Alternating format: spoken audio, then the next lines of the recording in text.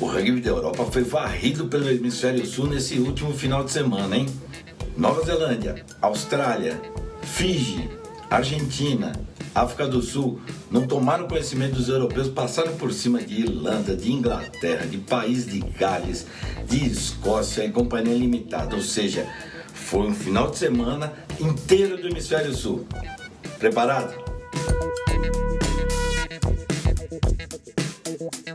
Sejam todos bem-vindos e bem-vindas, meu nome é Martoni e hoje eu falo bastante da rodada que esquentou esse último final de semana no rugby mundial. Toda a jogada na Europa e mesmo assim as seleções europeias não deram conta das seleções do Hemisfério Sul. Aqui cabe uma observação, eu já disse em alguma transmissão lá na ESPN.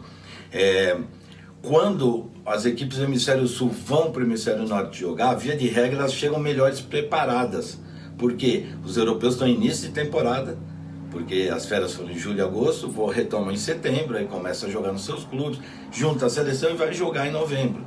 Ao passo que as do Hemisfério Sul vêm do The Rugby Championship, vem ali de vários jogos dificílimos entre eles, né? E isso dá um handicap favorável às equipes do Hemisfério Sul, embora tenham que jogar fora de casa. A contrapartida acontece quando é julho. Aí, exatamente, as equipes do Hemisfério Sul estão em início de trabalho, começando ali os primeiros jogos, e as europeias vêm de Six Nations, vem tudo mais, vem no final de temporada, vem no auge, ok? Isso é só para um termo de explicação, não justifica nenhum dos resultados que foram conquistados justamente dentro do campo, e eu vou começar a falar deles daqui a pouquinho. Antes, faz o seguinte, assina o canal, aciona o sino, assim sempre que tivermos novos vídeos você será comunicado, aí você pode curtir, tá bom? E no final desse vídeo, se gostar, deixa seu like. Compartilha, põe tua opinião, põe teu ponto de vista, qual jogo que você achou mais legal, qual jogador que você ficou mais encantado e tudo mais, tá bom? Bom, vamos fazer assim. Rapidamente vou falar de Irlanda e Nova Zelândia.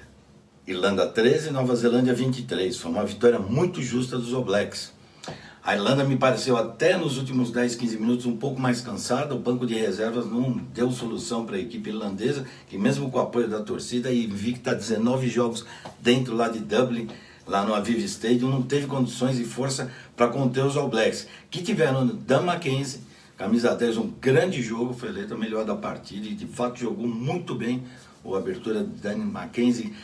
E mais, para ele foi muito importante esse jogo, porque ele vinha sendo contestado exatamente por oscilar. Nesse jogo foi quase que perfeito. Mark Telea, mais uma vez, um jogo brilhante. E outro que eu gostei muito foi o Ardie Savea, que não havia jogado tão bem na semana anterior, mas nessa semana aqui foi muito bem lá contra a Inglaterra. Ali quem brilhou foi o Wallace Sittich, que também foi bem, mas o Ardie Savea fez um jogo impecável, espetacular, digno dos grandes momentos dele quando foi eleito inclusive o melhor do mundo, né? Pelos lados da Irlanda eu gostei bastante do Hugo Kinney e do Jameson Gibson Park, que jogaram bem. O Gary Ringrose tentou alguma coisa, o Caelan Doris também tentou, Josh Van der Fleer, mas de verdade a Irlanda não achou o ritmo dela no jogo não. Ela foi dominada e surpreendida no lateral. Isso foi um grande, a meu ver, foi o grande problema da Irlanda no jogo, mas muitos e muitos méritos para os All Blacks, que montaram um sistema de jogo com o Scott Robertson, que acabaram ficando com a posse de bola muito tempo durante a partida. No primeiro tempo, você tem uma ideia, mais de 60%.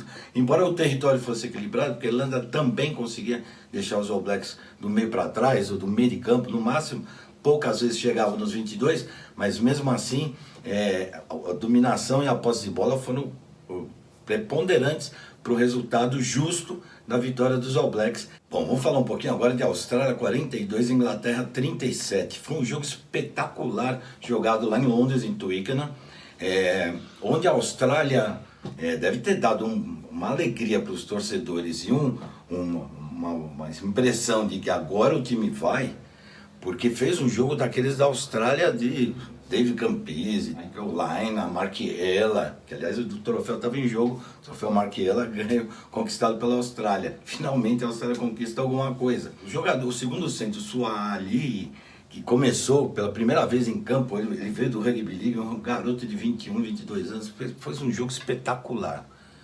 Espetacular. Junto com Fraser McWright, Tom Wright, Andrew Calloway, Rob Valentini, muita gente jogou bem. Angus Bell fez um jogo maravilhoso na primeira linha.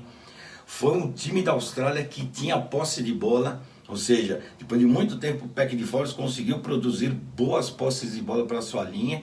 E aí o Lolecio, que também jogou bem, junto com o Jake Gordon como scrum half, o Lolecio distribuiu muito bem o jogo.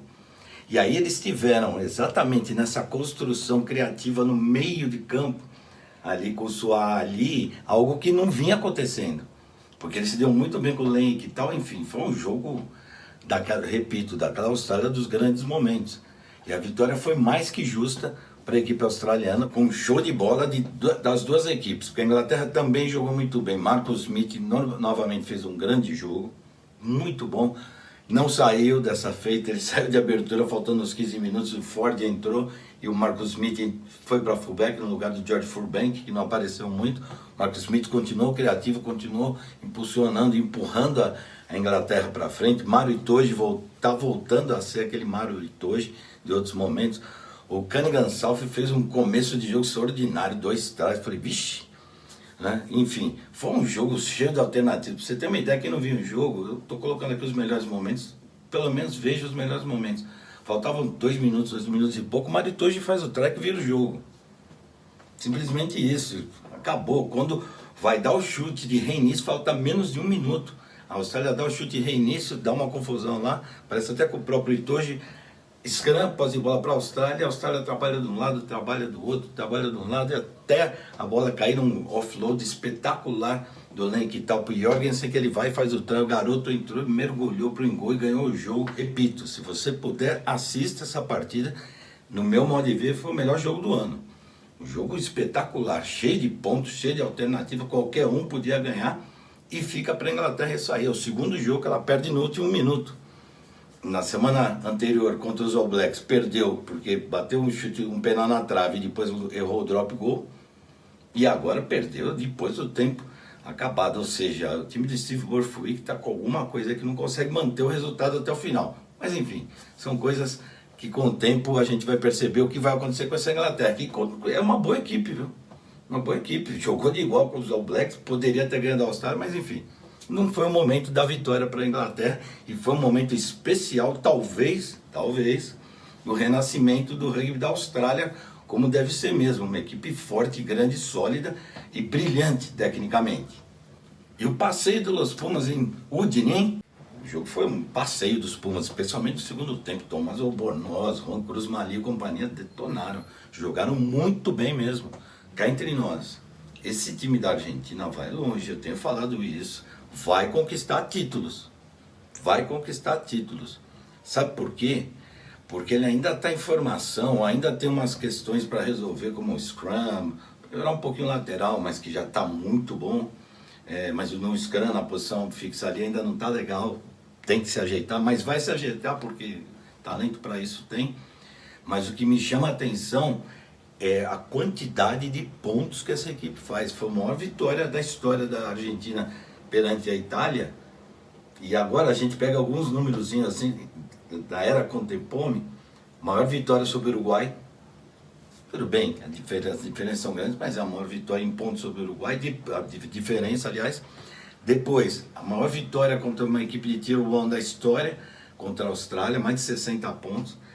Quebraram o recorde de pontos feitos na Nova Zelândia na vitória por 38, se não me engano. Ou seja, é uma equipe que faz ponto demais. Ganharam da África do Sul, ganharam agora da Itália, que pertence aos Six Nations, obviamente que não é do mesmo nível das outras, mas nunca é fácil. Que time espetacular dos Pumas, hein, que o Felipe Contemporâneo está montando. E sem alguns big shots lá que não estavam em ação, Matéria e outros lá que estavam fora. Devem voltar para essa partida contra a Irlanda, que depois no outro vídeo eu vou falar. Mas que Argentina maravilhosa, hein? Maravilhosa. Bom, vou falar um pouquinho da França do Antoine Dupont. Mais uma vez, Antoine Dupont eleito o melhor da partida. Também isso já virou, né? E vou te falar que para mim até, eu achava que quem deveria ganhar de melhor da partida era o Baudouin. Terceira linha que também chamou muita atenção. Mas enfim, né? Antoine Dupont, fora o Louis Biarret também, que jogou muito. Foi um chocolate, né? O Japão não anda muito organizado como o Ed Jones, não. O Rimeno jogou bem, o Tatafo fez um try bonito ali, mas enfim. Fica assim a imagem de uma França que está tentando se renovar, jogou Léo Barré, jogou Colombe, enfim. E o Tomás Ramos foi bem de abertura, ali tranquilo. Mas o Antoine Dupont é um cara excepcional. Excepcional. Ele coloca a França, quer seja no 15, quer seja no 7, num outro patamar. Num patamar daqueles assim que você não sabe o que vem da França, que já é brilhante. É um elenco brilhante e ainda tem a figura do Antoine Dupont. Não tem muito o que falar. O jogo foi muito tranquilo. Uma vitória mais que justa sobre o Japão. A preocupação que eu tenho do Japão, do Ed Jones, é essa falta de organização. Não é comum na seleção de rugby japonesa, principalmente no período do Jamie Joseph, que foi até a Copa do Mundo 2023. Bom, chegamos na vitória espetacular de Fiji sobre o País de Gales. O País de Gales só perdeu nessa temporada. O Rory Gatland deve estar com a cabeça quente, não sei nem se a batata dele não está assando. Não teve muita coisa ali, teve o Cameron Winnett que jogou bem, o fullback, o Capita David Lee jogou bem, mas assim, não foi para. O Fiji fez o jogo, o Caleb Muntz, eu falei isso na Copa do Mundo ano passado, foi um pecado ele ter se machucado antes da abertura de Fiji. Da Copa do Mundo acabou ficando de fora. Ele fez uma partida nesse domingo brilhante, fez trás, chutou, armou a equipe, defendeu muito. Um jogador genial mesmo. Foi eleito o melhor da partida, evidentemente podia ser ele. Ele foi o grande condutor dessa equipe, que teve Josh Tuisova jogando muito, uma potência física, estava machucado, voltou com tudo. Fiji vinha de 2 derrotas, aliás, pesadas, né? Especialmente da Escócia, semana anterior, mas aí virou o jogo de uma maneira espetacular contra o País de Gales, com o estádio praticamente cheio, só o anel superior ali que tinha um pouco de clarão assim, mas de resto lotado, uma festa para o Remembrance Day, uma coisa muito bonita, torcida empolgada. Esse Fiji, hein? Que time, que seleção corajosa, espetacular, faz algumas coisas muito diferentes no mundo do rugby, tem muito a acrescentar no mundo do rugby. Foi uma vitória importantíssima para a Fiji. Bom, e finalmente a gente chega no primeiro do mundo, né? Deixa até por último, porque, né? Os Springboks. Era um jogo duro contra a Escócia, viu? O placar que a gente tá vendo aí não demonstra muito que foi a partida, não. Teve a expulsão de Scott Cummings e tudo mais, atrapalhou o jogo. Aliás, muita gente ficou em dúvida por que Scott Cummings foi expulso na entrada no Frank Mostert. Isso lá eles chamam de Crocodile Roll. O Mostert entrou para buscar a bola, para pescar a bola. E pela lei você não pode mais fazer isso, que é exatamente o que o Cummings fez, pegar ele e torcer ele para tirar ele da jogada de buscar a bola. Vinha dando muita contusão de joelho, tornozelo, então não pode mais. E o Cummings fez e acabou tomando vermelho. O Gregor Townsend, espetacular treinador da Escócia, até chiou um pouquinho, falou que talvez para amarelo, sei lá. Mas enfim, acabou tomando vermelho, né? Aliás, um jogo de Fiji contra Gales foi expulso o Sammy Hunter. E foi pela primeira vez a nova legislação de substituição após 20 minutos aconteceu no segundo tempo. Ele foi expulso faltando acho que 18, 19 minutos para acabar o primeiro tempo, cumpriu mais um pouco no segundo tempo, e aí entrou o jogador no lugar dele. Senão o Fiji não teria conseguido vencer a partida com um a menos. Bom, o fato é que, vamos falar da África do Sul. Que falar da África do Sul? Quando você está em campo, eu imagino o adversário. Eu vi isso acontecer antes da Copa do Mundo, naquele massacre da África do Sul sobre os All Blacks. Lembra dessa Copa lá em Twickenham, 35, 37-7, quando apareceu até o Cameron Hoygaard, o bom scrum half da Nova Zelândia. Quando naquele jogo, de repente veio o Bomb Squad, 6 forwards entram em campo e saem 6 forwards. Foi isso que aconteceu nesse domingo. É muito difícil para qualquer equipe. E veio um banco de reservas recheado de titulares. Muitos não começaram jogando. Peter Steff do Toyle, Malcolm Marques, R.J. Snyman, Jasper Wiese, é duro para o adversário. A partir daquele momento a Escócia ainda brigou, valente, brava a Escócia, mas aí não tinha, né? Diferença, a África do Sul, ela desfila, ela não joga. Ela faz um jogo, e contra a Escócia foi um jogo de muito embate físico. Os escoceses se dão normalmente bem contra os sul-africanos, e o Glasgow Warriors, que ganhou inclusive o título do United Rugby Championship jogando lá na África do Sul.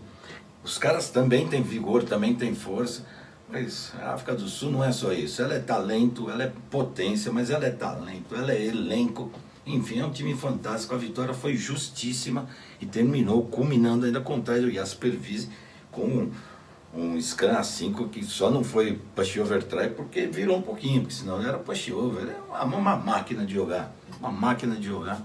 E para a Escócia dessa feita não deu, mesmo a vitória foi mais que justa da equipe número 1 do mundo novamente, os Springboks.